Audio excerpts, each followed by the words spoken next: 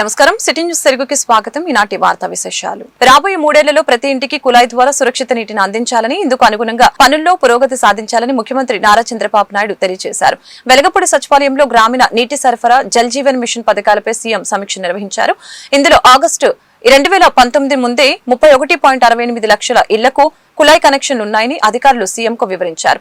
2019 నుంచి 24 మధ్య వైసీపీ ప్రభుత్వం కేవలం 39.30 లక్షల కనెక్షన్లు మాత్రమే ఏర్పాటు చేసిందని తెలియజేశారు. గత వైసీపీ ప్రభుత్వం సకాలంలో మ్యాచింగ్ గ్రాంట్ ఇవ్వలేదని అన్నారు. అందువలన కేవలం 5 జిల్లాలో మాత్రమే 90% పైగా ట్యాప్ కనెక్షన్లు పూర్తయ్యాయని అధికారులు వివరించారు. సమీక్షలో ఉప ముఖ్యమంత్రి పవన్ కళ్యాణ్, అధికారులు పాల్గొన్నారు. ముంబై నటి జత్వాని కేసులో ఎంతటి వారున్నా చట్టపరంగా శిక్ష పడేలా చేస్తామని హోంమంత్రి వంగలపూడి అనిత వెల్లడించారు. సచివాలయంలో హోంమంత్రి ఛాంబర్లో కుటుంబ సభ్యులతో తాను కలవటానికి వచ్చిన ముంబై నటి జత్వానిని హోంమంత్రి అనిత మాట్లాడి ధైర్యం చెప్పారు. అలాగనే ఇప్పటికీ 3 ఐపీఎస్ అధికారులపై చట్టపరంగా చర్యలు తీసుకున్న విషయాన్ని హోంమంత్రి గుర్తు చేశారు. అందుకు ముంబై నటి జత్వాని ప్రభుత్వం, హోంమంత్రికి కృతజ్ఞతలు తెలిపారు.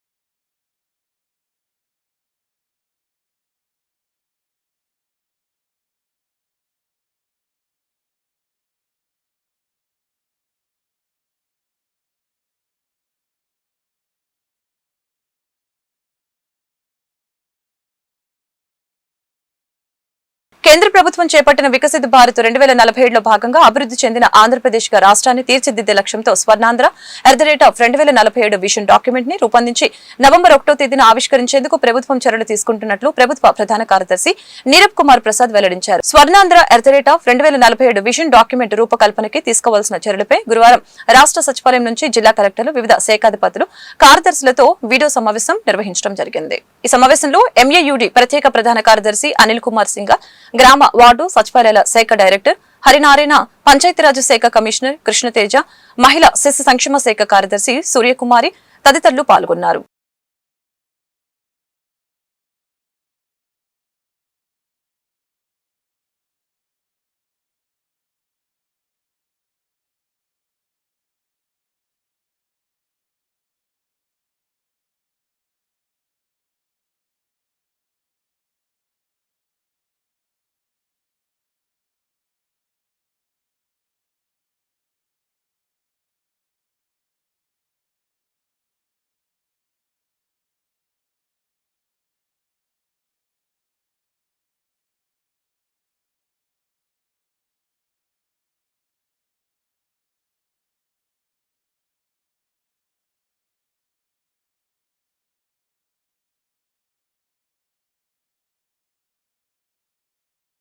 ఏలూరు జిల్లా ఎర్రగుంటపల్లి ప్రభుత్వ బీసీ బాలుర వసతి గృహంలో గ్రేడ్ 2 హాస్టల్ వెల్ఫేర్ ఆఫీసర్ గా పనిచేస్తున్న బి శశికుమార్ తన బంధువు భార్యతో కలిసి ఏలూరు అమీనాపేటలోని శ్రీ స్వామి దయానంద సరస్వతి ఆశ్రమ బాలికల వసతి గృహంలో బాలికల్ని శారీరకంగా వేధించారని వచ్చిన ఆరోపణలపై B Sasikumar grade 2 hostel welfare officer ప్రభుత్వ బీసీ బాలుర వసతి గృహం ఎర్రగుంటపల్లి వారిని విధుల నుంచి సస్పెండ్ చేస్తూ జిల్లా కలెక్టర్ ఉత్తర్వులు జారీ చేశారని జిల్లా వెనుకపండ తరగతుల సంక్షేమాధికారి ఆర్వి నాగరాణి తెలిపారు. ఈ సందర్భంగా నాగరాణి సిటీ న్యూస్ తో మాట్లాడారు.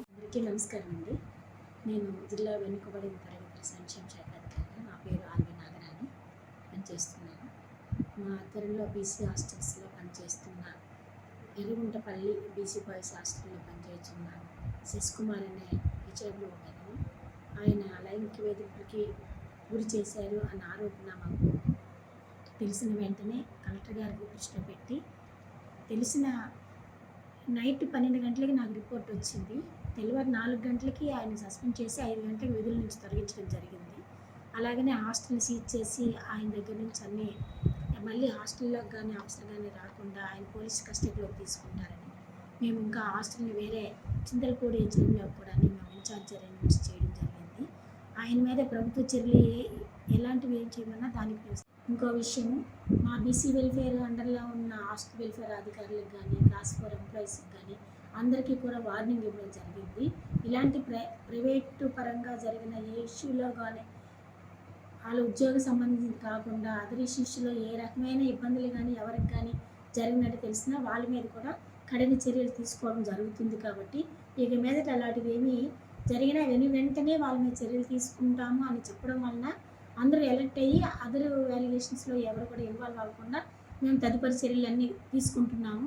అలాగే మా హాస్టల్లో ఉన్న విద్యార్థుల పరంగా కానీ హాస్టల్స్ పరంగా కానీ ఎలాంటి అభియోగాలు రాకుండా వాళ్ళకి మంచి ఫుడ్ పెట్టి టైమింగ్స్ ప్రకారంగా రన్ చేయడానికి కానీ మరికొంచెం గట్టి చర్యలు తీసుకోవడం జరిగింది.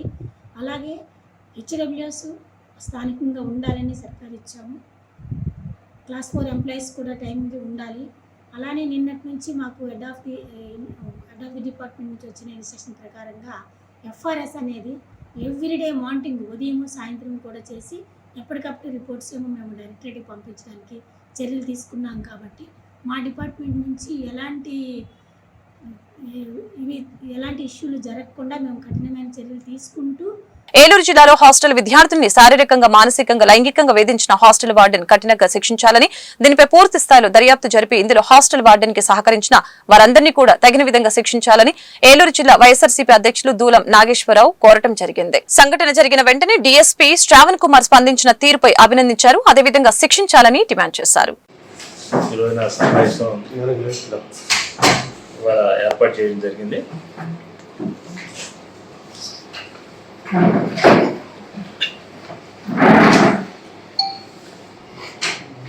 ఏలూరు జిల్లాలో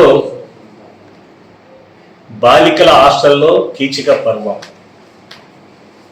నిన్నటి రోజున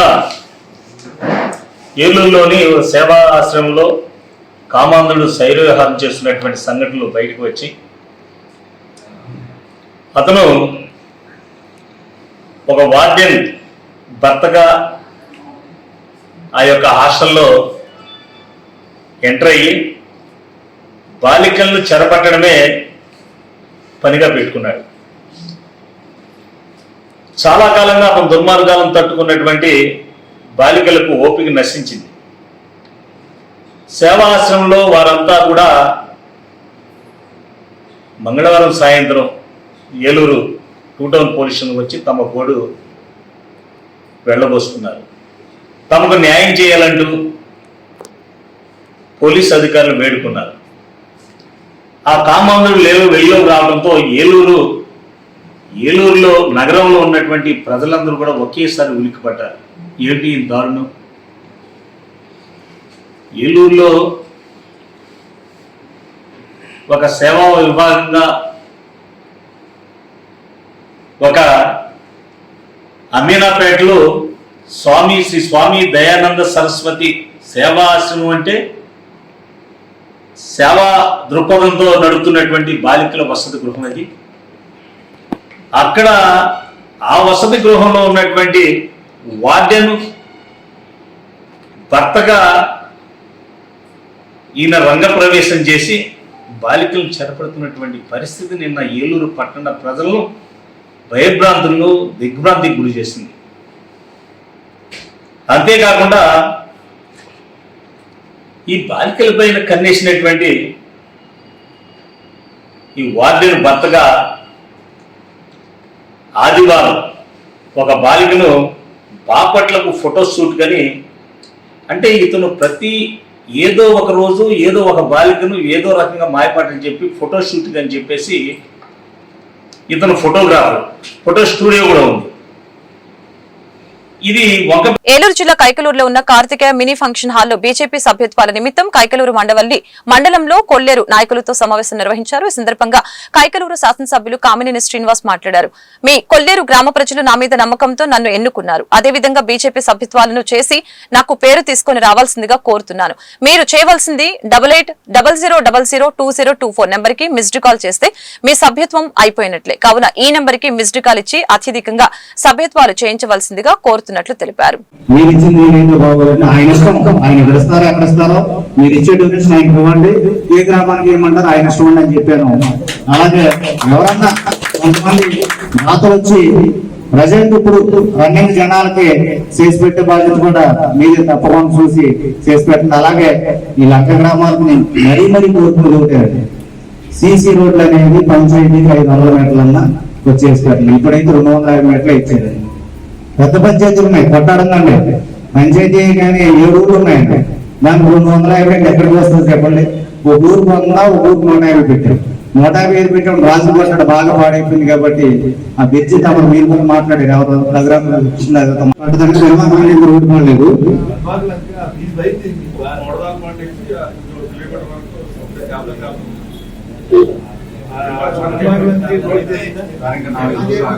నాలుగు రోజుల దాకా వెళ్దామండి. తర్వాత పెనుమాకరం రోడ్ విషయానికి వచ్చేటప్పటికి ప్రతి మీటింగ్ లో ప్రతి చోట పెనుమాకరం రోడ్ అంటే తాండూరులో ఉంటుంది. కానీ మనం మీరు పెద్దలు కడగడం మీరును రంగరాజు గారు ఒక మాట బయటకు వచ్చారు. ఏమని, ఈ విలేజ్ ఈ రోడ్డుకు సంబంధించి దగ్గర 3000 ఎకరం పట్టాలు ఉందండి.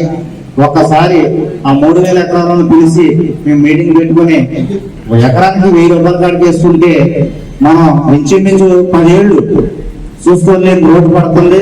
అలాగే వచ్చి పేనాల్లో ఎంత రోడ్డు వేసినా ఆ వార మిషన్ పెట్టి ఒక 4 అడుగులు హైట్ కట్టు ఆ వార వేసుకుని వెళ్ళిపోతే ఈ రోడ్డుకి ఆ కరకట్ట కింద వేసుకుని వెళ్తే కనుక ఆ రోడ్డు పోకుండా ఉంటుంది.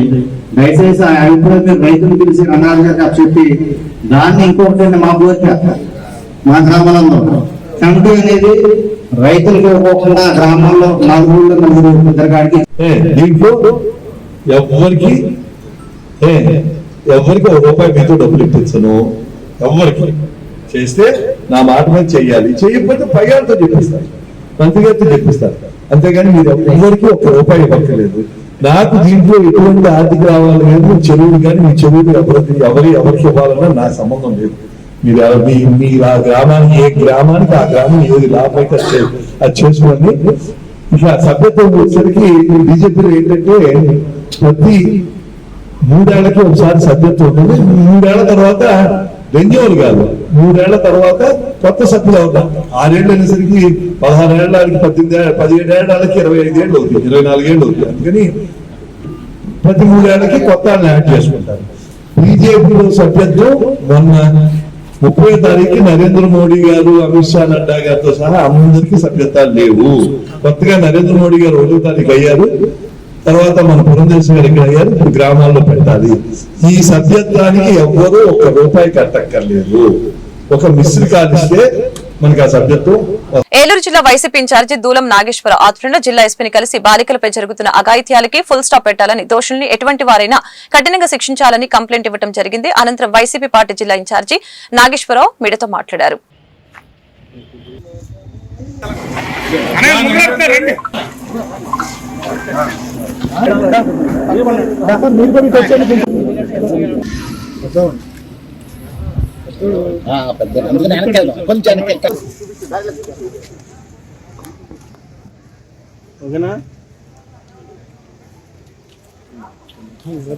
పట్టణంలో అమీనపేట ఏరియాలో శ్రీ స్వామి దయానంద సరస్వతి సేవా ఆశ్రమంలో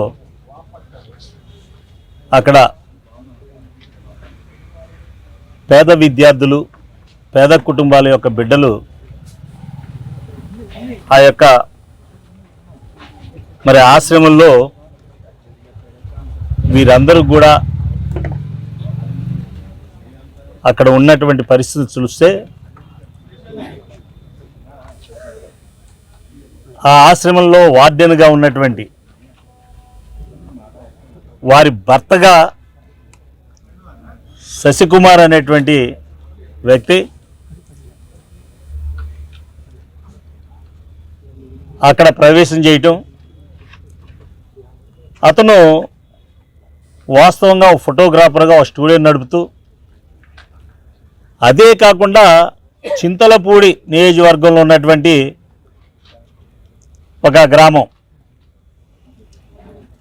ఆ గ్రామ పరిధిలో ఉన్నటువంటి అక్కడ వార్డెన్గా పనిచేస్తూ అక్కడ ఎన్నో రకాలుగా అక్కడ బిడ్డలను ఆ బాధిత కుటుంబాల తల్లిదండ్రులను బెదిరిస్తున్నారని కూడా తెలుస్తుంది. అది కూడా ఎస్పీ గారు, పెద్దలు ఎస్పీ గారు దీని మీద కూడా ఒక కంట కనిపెట్టి వారికి అవసరమైతే రక్షణ కూడా కల్పించి, ఆ కుటుంబాలకు రక్షణ కల్పించి ఉన్నది ఉన్నట్టుగా వెలికి తీసి వీళ్ళని ఉరికమ్మ ఎక్కించేలాగా చట్టాలను చక్కగా మరి రూపొందించి న్యాయం చేయాలని కూడా నేను వైఎస్ఆర్ కాంగ్రెస్ పార్టీ జిల్లా అధ్యక్షులుగా వైఎస్ఆర్ కాంగ్రెస్ పార్టీ తరపు నుంచి నేను డిమాండ్ చేస్తున్నాను. ఆ బాధిత కుటుంబాలైనటువంటి వారందరికీ కూడా రక్షణ కల్పించి న్యాయం చేయాలని మరొకసారి నేను కోరుతున్నాను. నెల్లూరు హెడ్ క్వార్టర్లో అన్ని యొక్క పెద్ద పెద్ద ప్రధాన కార్యాలయాలు, ప్రధాన ఎస్పీ గారు, డిఐజీ గారు, కలెక్టర్ గారు ఉన్న ఒక జిల్లా కేంద్రమైన ఏలూరులో ఇలాంటి సంఘటన జరుగుతుంది అనేది చాలా తలదించుకోవాల్సిన విషయం. ఎక్కడో లింగపాలెం మండలంలో అక్కడ వార్డెన్ కింద ఉండి అక్కడ నుంచి ఏలూరులో ఇక్కడ ఒక అనాథ ఆశ్రమం నడుపుతా, అది బాబా గారి ఆశ్రమం కింద దాన్ని నడుపుతా. రాష్ట్రంలో సార్వత్రిక ఎన్నికల్లో జరిగే సమయంలో రాజకీయ నాయకులు ఫ్లెక్సీలకి, విగ్రహాలకి ఎలక్షన్ నిబంధనల ప్రకారం మూసివేయడం ఆనవాయితీ అయితే ఎలక్షన్ జరిగి 3 నెలలు దాటినప్పటికీ ఇప్పటి వరకు ఏలూరు జిల్లా లింగపాలెం మండలంలోని గోకవరం గ్రామంలో భారతదేశ ప్రధాని నరేంద్ర మోదీ ఫ్లెక్సీ బోర్డుకి ఎలక్షన్ ముందు వేసిన ముసుగు ఇంకా తొలగించలేదు. ఈ సంఘటనపై పలువురు నాయకులు, లింగపాలెం మండల అధికారులు నిర్లక్ష్య ధోరణిపై ఆగ్రహం వ్యక్తం చేశారు. వెంటనే వేసిన ముసుగును తొలగించాలని డిమాండ్ చేస్తున్నారు.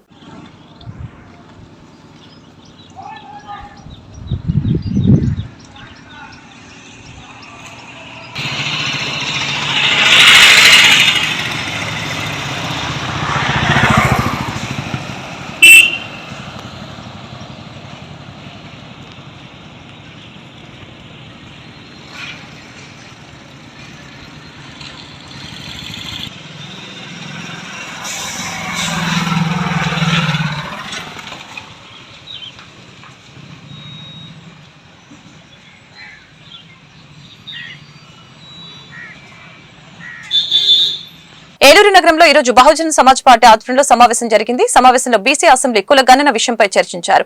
అనంతరం రాష్ట్ర బీఎస్పీ అధ్యక్షులు బొక్క పరంజ్యోతి మాట్లాడారు. వచ్చే నెల 9వ తేదీన విజయవాడలో జరిగే మహాధర్నాని జయప్రదం చేయాలని కోరటం జరిగింది. రాష్ట్ర ముఖ్యమంత్రి చంద్రబాబు నాయుడు సైతం బీసీ కులాలతోనే పార్టీ అధికారంలోకి వచ్చిందని చెప్పుకోవటం జరిగిందని, మరి ఈ విధంగా రాష్ట్ర వ్యాప్తంగా బీసీ కులాలు, బీసీ కుల గణన జరగాలని నిరసన తెలియజేస్తూ వచ్చిన 9వ తేదీన మహాధరణ చేస్తున్నామని చెప్పారు. సమావేశంలో నేతలు రమేష్, సిరా భరత్, పలువురు నాయకులు పాల్గొన్నారు. అత్యంత ఎక్కువ శాతం ఉన్నటువంటి 52 నుంచి 55% ఉన్నటువంటి బీసీలు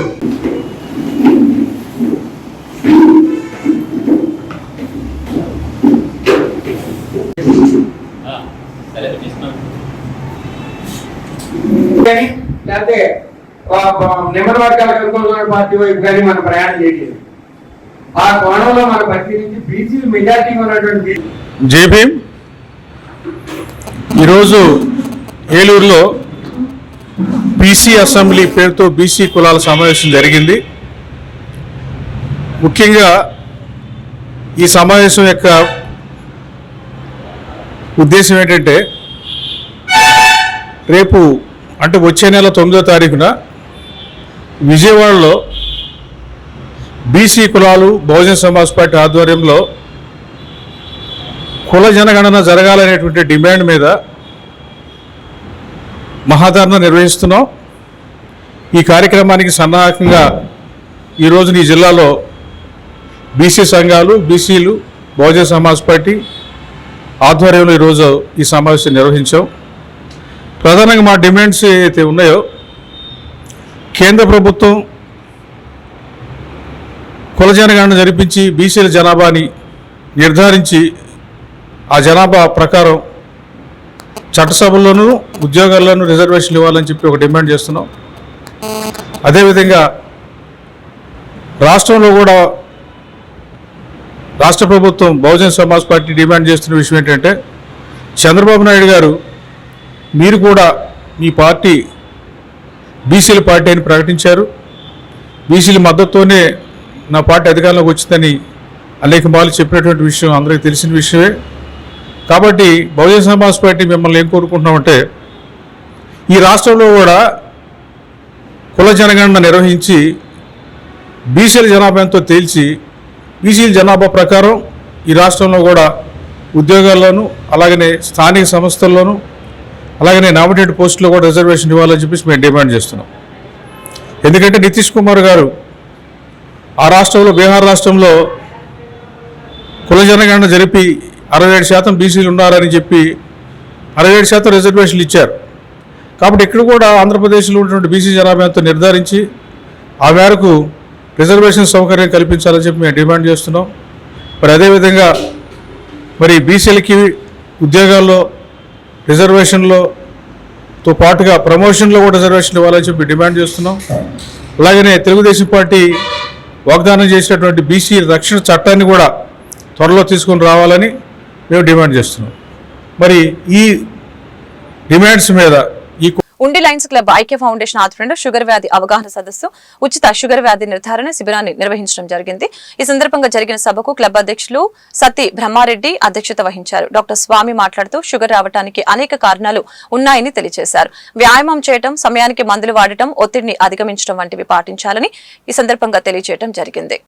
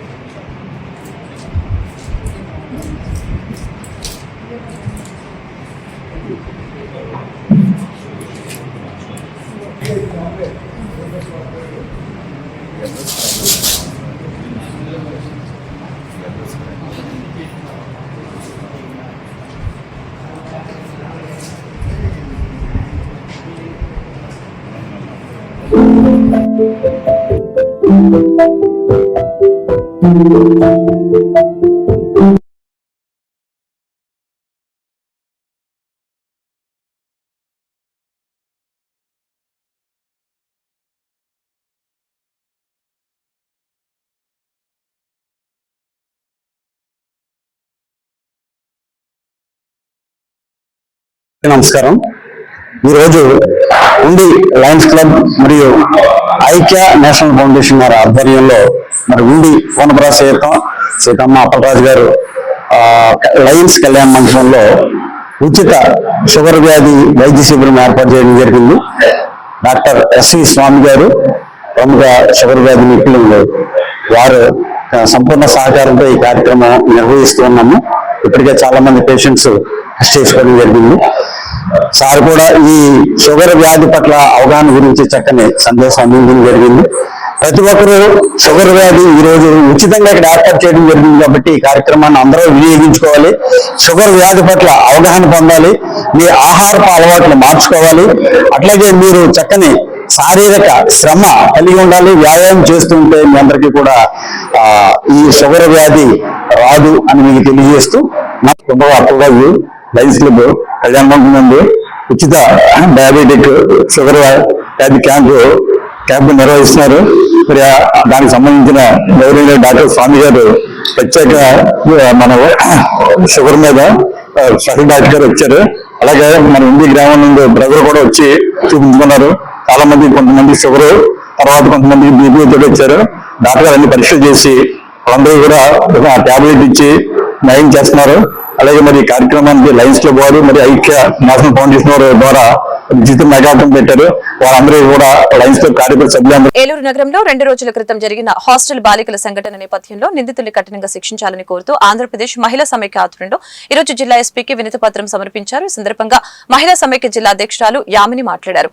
ఎన్నో సంవత్సరాలుగా ఏలూరు నడిబొడ్డున హాస్టల్ నడుపుతున్నప్పటికీ దానికి లైసెన్స్ ఉందా లేదా అనేది తెలుసుకోకుండా అధికారులు ఏం చేస్తున్నారని ప్రశ్నించారు. ఇప్పటికైనా అధికారులు తగు చర్యలు చేపట్టి నిందితులకి కఠినంగా శిక్ష పడేలా చేయాలని డిమాండ్ చేశారు. మహిళా సమైక్య ఏలూరు జిల్లా కార్యదర్శిని. రీసెంట్గా వెలుగులోకి వచ్చిన ఏలూరులోని దయానంద సరస్వతి సేవా ఆశ్రమం హాస్టల్లో వెలుగులోకి వచ్చినటువంటి బాలికలపై జరుగుతున్న అత్యాచారాలు కానీ లైంగిక వేధింపులపై బయటకు వచ్చిన న్యూస్ విషయంపై నిన్న ఆ హాస్టల్కి వెళ్ళి మేము సందర్శించడం జరిగింది. అలాగే డిఎస్పీ గారితో మాట్లాడడం జరిగింది. కానీ ఇంతవరకు కూడా నిందితుల్ని అరెస్ట్ చేయలేదు. వాళ్ళు పరారీలో ఉన్నారన్న విషయం మాత్రం తెలియజేస్తున్నారు. ఎందుకు ఈ విషయాన్ని పక్కదోవ పట్టిస్తున్నారు? నెల రోజుల క్రితం నుంచి డాక్టర్ విషయంలో ఎన్నో ఆందోళన స్టూడెంట్స్ కానీ, మహిళలు కానీ, మహిళా సంఘాలు కానీ ఎన్నో దాడులకి అవన్నీ చేస్తున్నప్పటికీ కూడా ఒక్కొక్క పక్క కూడా ఎక్కడ కూడా మహిళలపై జరుగుతున్న అత్యాచారాలు, లైంగిక దాడులు అనేవి ఆగటం లేదు. ఎందుకు? ఎన్ని చట్టాలు వస్తున్నప్పటికీ కూడా మహిళలపై జరుగుతున్న అత్యాచారాలను ఎందుకు ఈ ప్రభుత్వాలు అరికట్టలేకపోతున్నాయి? అలాగే దయానంద సరస్వతి సేవా ఆశ్రమం పేరుతో ఆశ్రమాలు, హాస్టల్ నడపాల్సిన అవసరం ఏమొచ్చింది అంటే ప్రభుత్వాల్లో ఉన్న హాస్టల్స్లో ఉన్న సదుపాయాలు లేకపోవటం వలన ఇతర హాస్టల్స్కి వెళుతున్నారు అన్న ఇన్ఫర్మేషన్ అయితే మేము సహకరించాము. ఇప్పుడు హాస్టల్స్ పేరుతో దయానంద సరస్వతి అని ఇతర ట్రస్టుల పేరుతో హాస్టల్స్ నడిపించే కన్నా అక్కడి నుంచి వాళ్ళ అమౌంట్తో ఈ హాస్టల్స్ని డెవలప్ చేస్తే ఈ బాలికలకు అలాంటి బయటికి వెళ్లాల్సిన అవసరం అనేది ఉండదు.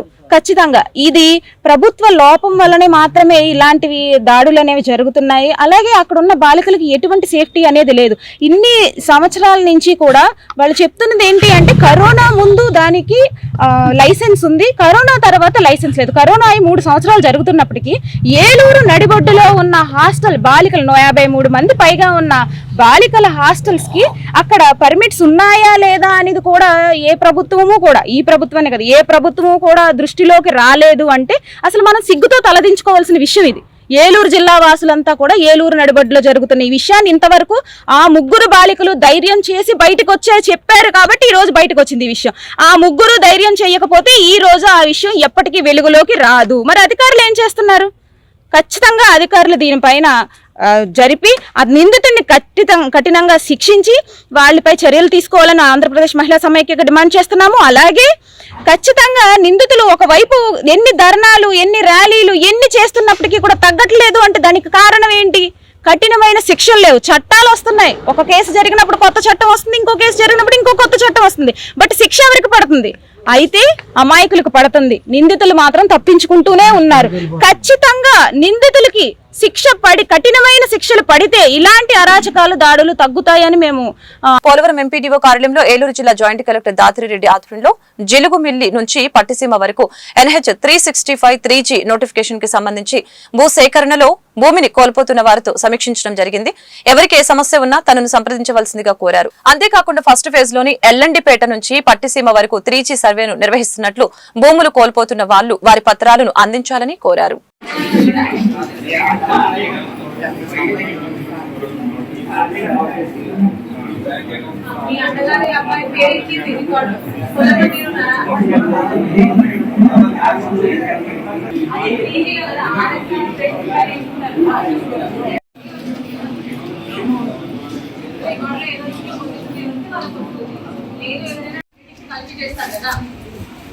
నేను ఇక్కడ పర్సనల్గా ఎంక్వైరీ వచ్చే టైంకి అక్కడ ఏముందో మీరు ఎన్వైరీ చేసుకొని రావాలి.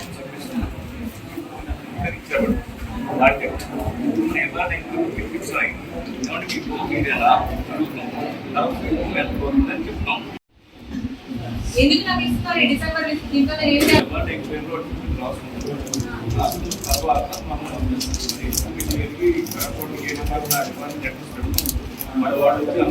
ఏలూరు జిల్లా ఏలూరు నగరంలోని చోదిమెల్ల పంచాయతీ పరిధిలో చింతలపూడి రహదారిపై చెత్తా చెదారంతో దుర్గంధంతో వ్యాపిస్తూ ఉండటంతో ఆ దారిన పోయే ప్రయాణికులు దుర్గంధం భరించలేక నానా అవస్థలు పడుతున్నారు. ఇటీవల జరిగిన జిల్లా సర్వసభ్య సమావేశంలో దెందులూరు శాసనసభ్యులు చింతమనేని ప్రభాకర్ ఈ విషయంపై సమావేశంలో స్పందించడం జరిగింది.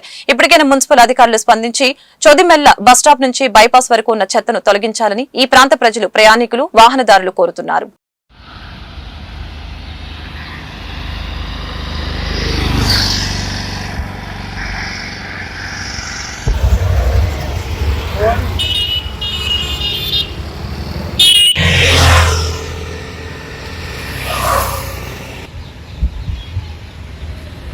ఈ వార్తలు ఇంతటితో సమాప్తం. మరొక బులెటిన్ మళ్ళీ కలుద్దాం.